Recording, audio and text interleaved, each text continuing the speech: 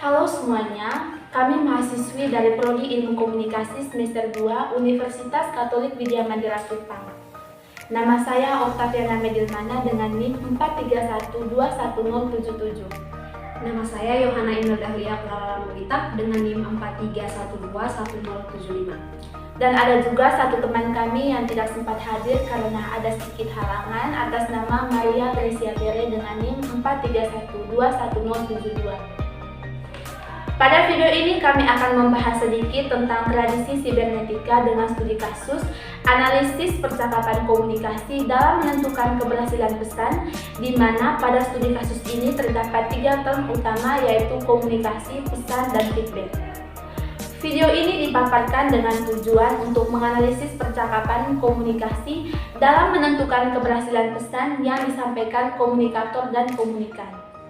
Dari pernyataan ini memunculkan pertanyaan di benak kita, kira-kira bagaimana sih hubungan atau keterkaitan antara tradisi dan studi kasus yang diangkat dalam jurnal ini? Untuk itu, mari kita dengarkan sama-sama penjelasan dari teman kita. Baik, sebelum kita kaitkan tradisi sibernetika dengan studi kasus yaitu analisis komunikasi dalam menentukan keberhasilan pesan, pertama-tama kita harus mengetahui definisi dari tradisi sibernetika itu sendiri.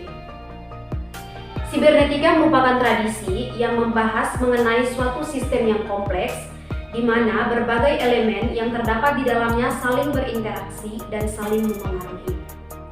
Teori-teori yang terdapat pada tradisi sibernetika menawarkan perspektif yang luas, yaitu bagaimana berbagai variasi dari proses fisik, biologis, sosial, dan perilaku bekerja.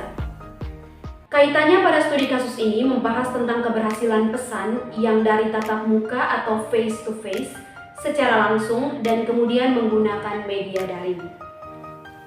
Untuk mengetahui lebih dalam tentang studi kasus ini, pertama-tama kita harus mengetahui juga apa itu komunikasi, pesan, dan feedback.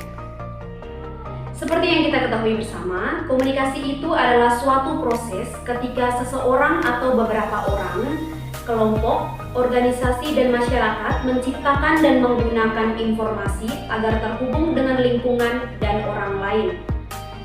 Dan pesan itu sendiri adalah setiap pemberitahuan kata atau komunikasi, baik secara lisan maupun tertulis, yang dikirimkan dari satu orang ke orang lain. Sedangkan feedback adalah tanggapan yang diberikan seseorang kepada orang lain. Kita semua mengetahui bahwa komponen utama dalam berkomunikasi adalah interaksi antara dua orang atau lebih.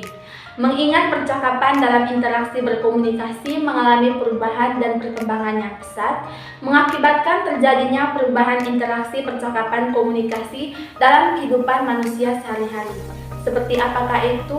Yakni dari tatap muka atau face to face secara langsung dan kemudian menggunakan media daring dengan adanya akses internet yang memudahkan manusia untuk berinteraksi dengan sesamanya secara efektif dan tidak ada batasan untuk saling berkomunikasi.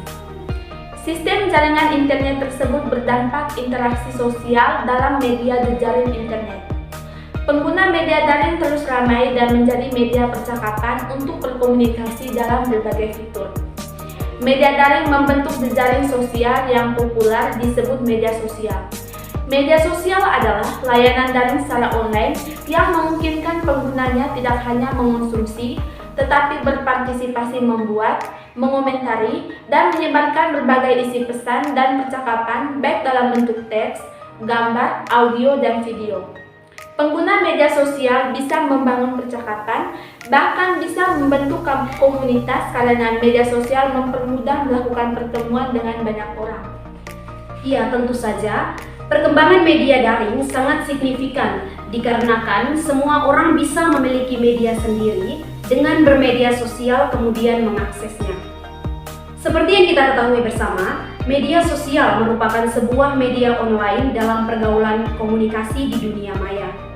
Pengguna dengan mudah dapat melakukan percakapan atau berkomunikasi dengan adanya fitur-fitur media daring seperti WhatsApp, blog, Twitter, Facebook, Instagram, dan lainnya. Dengan adanya berbagai fitur tersebut mengajak kita atau siapa saja untuk berpartisipasi dalam berkomunikasi, dan feedback atau umpan balik yang terjadi secara terbuka dapat memberikan komentar dan berbagi informasi dalam waktu yang singkat dan cepat. Dari yang sudah kami jelaskan dapat disimpulkan bahwa tindakan rasional yang melihat perilaku masing-masing individu saat melakukan percakapan, pengolahan atau Coordinate Management of Meaning Theory atau CMM yang merupakan tradisi pemikiran sibernetika dalam teori komunikasi yang saling berinteraksi dan mempengaruhi satu sama lain. Adapun hubungan keterkaitan antara teori pendekatan rasional dan teori pengolahan makna penerima pesan dari komunikator kepada komunikan atau sebaliknya didukung oleh saluran atau media yang digunakan oleh komunikator maupun komunikan. Percakapan dalam media sosial telah mengubah tatanan pergaulan manusia. Pendekatan rasional dan pengelolaan makna yang tepat akan semakin mempermudah interaksi yang terjadi, sehingga masyarakat bisa menjelajah setiap ruang dan waktu yang tanpa batas melalui media baru atau internet. Penyampaian secara rasional dan tidak bersinggungan dengan norma yang ada menjadi komunikasi yang efektif, sehingga proses pemaknaan dalam menganalisis isi percakapan komunikasi akan menentukan bisa tercapai dengan baik. Baik, itu saja penjelasan dari kami. Sekian dan terima kasih.